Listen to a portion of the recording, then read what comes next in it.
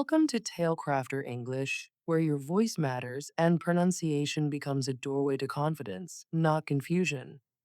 You want to speak clearly, you want to be understood. And more than anything, you want to feel proud when you speak English out loud. But maybe your tongue gets stuck. Maybe people ask you to repeat yourself. Or maybe you avoid speaking altogether because of fear. I understand. I've met hundreds of learners who feel the same way. That's why this video isn't just about tips. It's about healing your relationship with your voice. It's about learning to love the sound of your English step by gentle step. And yes, we'll also cover practical tools that actually work. So get ready. Breathe.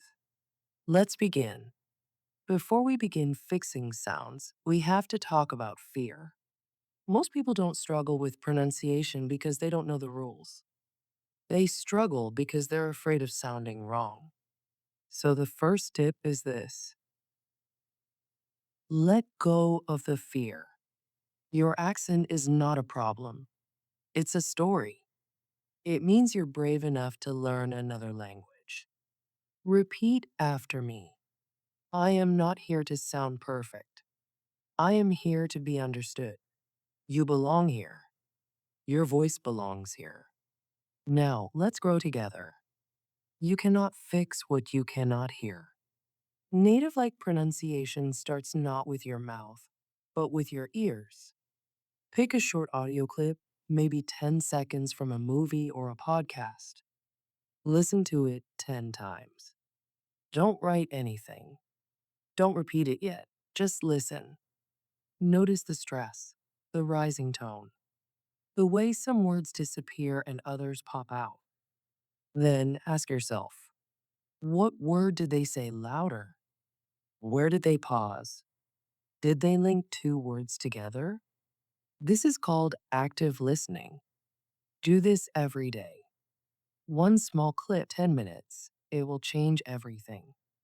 English is a stress-timed language. That means some syllables are strong, others are weak. Say this out loud.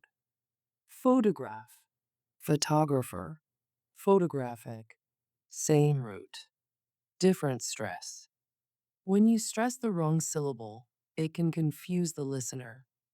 But the good news is, this is a habit you can learn. Start with 10 common words a day. Use a dictionary app that shows stress. Say them slowly. Feel the rhythm. Let your mouth learn the music. Many learners speak fast to sound fluent. But the truth is, speed hides mistakes. It doesn't fix them. Slow is powerful. Say this: I'm learning. I'm getting better every day. Speak like you're giving each word a gift. Even native speakers slow down when clarity matters. So give yourself permission to slow down and speak with care. Clarity is more impressive than speed. Shadowing is when you repeat what you hear as close to the original as possible. But here's the secret: don't just copy the sound, copy the emotion. Try this. Watch 5 seconds of your favorite English drama. Pause. Say the line with the same feeling. Mimic the tone, the pause, the energy. Do it again until your body starts to memorize the sound. Pronunciation is not just about your lips, it's about your breath, your chest, your feeling. Native English is full of shortcuts. We don't say every word clearly. We link words together. We drop sounds. We blend things. Want to becomes wanna. Did you becomes did ya. I don't know becomes I dunno. This is called connected speech. Learning this will make you sound instantly more natural. So start noticing it. Repeat short phrases exactly as natives say them. Record yourself. Compare. Adjust. It takes time, but it works. Stand in front of a mirror. Look into your own eyes and speak. This isn't just about seeing your lips, it's about facing your fear. Try this every morning. Smile, say, "Good morning. Today is a new day." Speak slowly, clearly, kindly. Mirror work builds confidence, and confidence changes your sound. When you like your voice, your pronunciation improves. It really does. Recording your own voice is uncomfortable, but it's one of the most powerful tools. Here's how to do it: read a short text in English, record it, listen, don't judge, just notice. Choose one word to improve, record again. Small improvements add up. Over time, you'll hear your own growth, and that's the most beautiful sound of all. Create a notebook just for sounds. Every time you hear a word that's hard to say, write it down. Break it into syllables. Underline the stressed part. Then write a similar word with the same pattern. For example, word, comfortable, comfortable, match, vegetable, vegetable. This helps your brain find patterns and build habits. You will not master pronunciation in one day or even 1 month, but every time someone understands you, that's a win. Every time you speak, even when it's not perfect, that's courage. So track your progress, reward yourself. Say out loud, "I am proud of how far I've come," because your voice in every accent, every form is worth hearing. And here at Tailcrafter English, we celebrate every sound you make. Pronunciation starts with breath control. If your breath is tight, your sounds will be too. Try this. Inhale for 4 seconds. Hold for 4 seconds. Exhale slowly for 6 seconds while saying, "Hello, how are you today?"